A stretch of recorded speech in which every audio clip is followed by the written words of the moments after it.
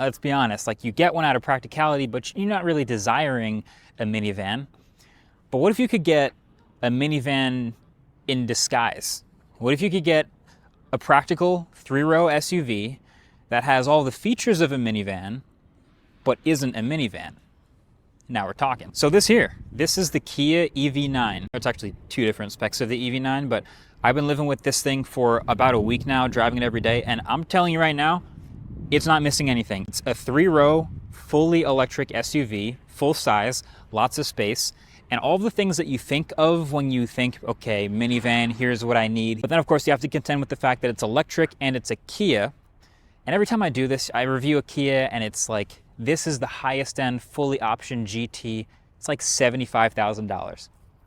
If you take the Kia logo off of it, I think we can all agree, very compelling. I think you might be convinced by this one. So first of all, there's several trims of this thing. This is the one I've been driving in this ocean blue, which I think looks sick, but I'll get to it in a second.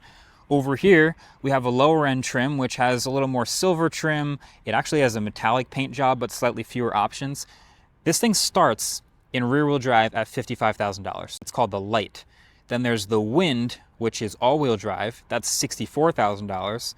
Then the Land is $70,000, and then the GT, this is basically fully optioned, everything you can possibly get, starting at $74,000. But now think about its competition, because I've been driving this the whole time thinking about the other options you could get as far as 3-row fully electric, and you've got Tesla Model X, Rivian R1S, which I love, I've done a video about that, and then, I mean, you've got maybe the future Escalade when it comes out, or maybe one or two others that are right about to come out. This is the cheapest one, but they've really managed to cram a lot of stuff in here. And then it's just a materials choice. So first of all, I'm gonna start with the key. I've showed you guys the key before I reviewed the EV6, but same idea here. It's got, first of all, I like this key because you can sit on it in your back pocket and not accidentally hit any buttons. Small detail. But you got that lock button there, pretty sweet lights.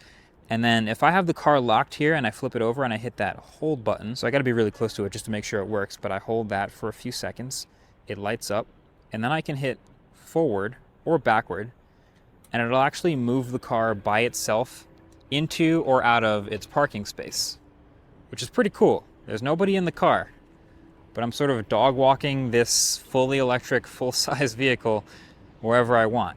Let go, move it backwards, I guess. I have to be close to it for it to start, but let's move it backwards. Go ahead, move back into the spot. Perfect, and parked, easy. It has the lights on the front, which is a good opportunity to show you that. These little pixel lights on the front here light up in a different welcome animation based on whichever one you choose in the settings. Now, I already liked and showed you guys how much I liked the other electric Kias. I think they're one of the brands doing the best job at like reinventing themselves with a new aesthetic for their electric vehicles. So it weighs a lot, but it is still pretty zippy for a dual motor, all-wheel drive, 3-row, not quite mini.